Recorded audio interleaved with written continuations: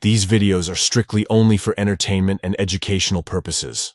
I do not encourage or endorse to any of the behaviors of the people I am talking about in my videos. On March 10, 1928, 9-year-old Walter Collins asked his mother, Christine, for some money to see a movie. She handed him a dime and sent him on his way, but she never saw him again. Los Angeles police quickly began searching for the boy when he failed to return home from the theater. But they came up empty-handed. Then, 5 months later, a child claiming to be young Walter turned up in Illinois.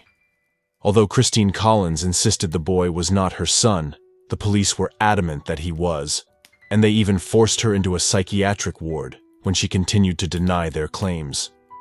The imposter eventually admitted that he wasn't Walter Collins after all.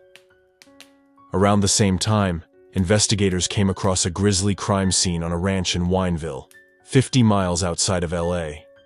There, a man named Gordon Stewart Northcott had been kidnapping, sexually abusing, and killing young boys with the help of his mother, Sarah Louise Northcott.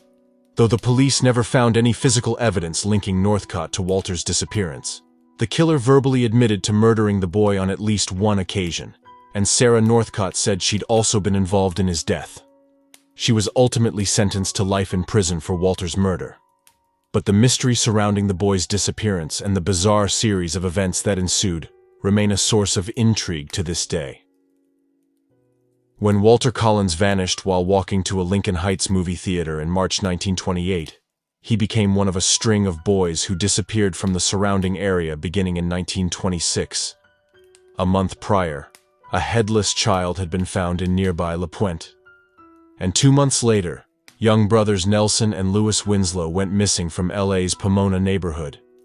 At the time, the city's police force was facing criticism due to recent corruption scandals, and officers were further embarrassed when they failed to locate Walter in a timely manner.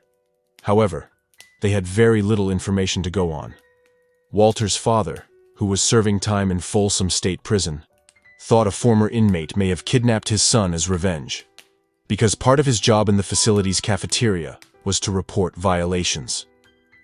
Meanwhile, a gas station attendant in Glendale claimed he'd seen a foreign couple with a dead boy in the back of their car. He identified the body as Walter's after seeing a photograph of the child. Neither of these leads helped detectives, however, and Walter's case went cold for several months. Then, in August 1928, a boy claiming to be Walter Collins turned up in Illinois and sparked a police scandal. Christine Collins had spent 5 agonizing months waiting for any information about her son's fate when hope arrived unexpectedly from halfway across the country. Police picked up a boy in DeKalb, Illinois, who said his name was Walter Collins. They sent photos to Christine, who wasn't convinced. However, officers talked her into trying out the child and brought him to LA. After 3 weeks, Christine marched back to the police station with Walter's dental records and a list of signed statements from people who had known her son. She insisted that the boy from Illinois was an imposter and that she wanted nothing more to do with him.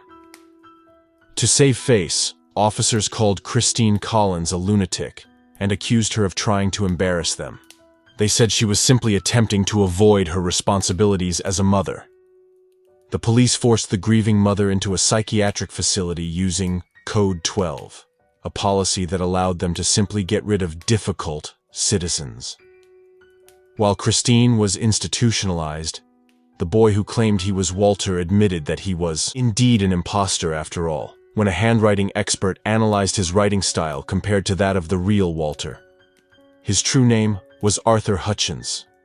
He was 12 years old and had decided to impersonate Collins after someone mentioned that he resembled the missing boy. He wanted to go to Hollywood in hopes of meeting his cowboy idol Tom Mix, so he went along with his made-up story for as long as possible. Around the same time as the truth about Arthur was coming to light, police made another discovery on a ranch 50 miles outside of LA. A man named Gordon Stewart Northcott had been kidnapping and murdering young boys. And Walter may have been one of his victims. Starting in 1926, Gordon Stewart Northcott began abducting male children, raping them on his ranch in Wineville, California, and batter them to death with an axe. He later claimed that he abused the young boys because he loved them. He was only caught in September 1928 when his cousin contacted authorities and told them that Northcott had kidnapped her teenage brother and was abusing him.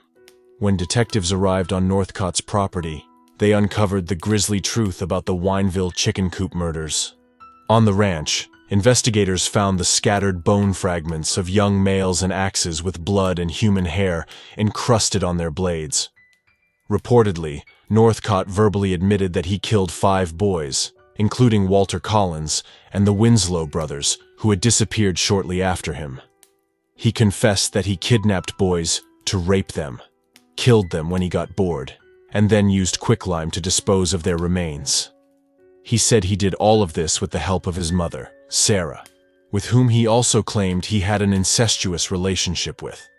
However, when it came time to write and sign an official confession, Northcott changed his story and said he only killed one person, a Mexican boy named Alvin Gathia, in February 1928. With no physical evidence linking Walter to the ranch, the boy's fate was still unknown. Then, Sarah Northcott came forward with a story of her own. Sarah Louise Northcott eventually confessed that she had been the one to kill Walter Collins. She killed him with a fatal blow with an axe, she said, and buried him near the chicken coop. She was sentenced to life in prison for his murder. Meanwhile, Gordon Stewart Northcott was found guilty in February 1929 of killing the Winslow brothers and one other unnamed victim. He was sentenced to death and hanged on October 2, 1930. The knowledge of the true fate of Walter Collins may have died with him. To this day, nobody knows what really happened to Walter Collins. Though Sarah Northcott was convicted of his murder, police never found any real evidence that the boy had ever even been on the ranch. It's possible that he was abducted by one of his father's prison enemies or ended up in the back of the foreign couple's car. His body may have been covered in quicklime on Gordon Stewart Northcott's ranch, never to be seen again. Or perhaps he was never murdered at all. Whatever the truth may be, the story of Walter Collins continues to baffle people to this day. Thank you for watching this video. Please feel free to share your thoughts in the comments down below. Don't forget to like the video and also subscribe for more. See you next time. Bye.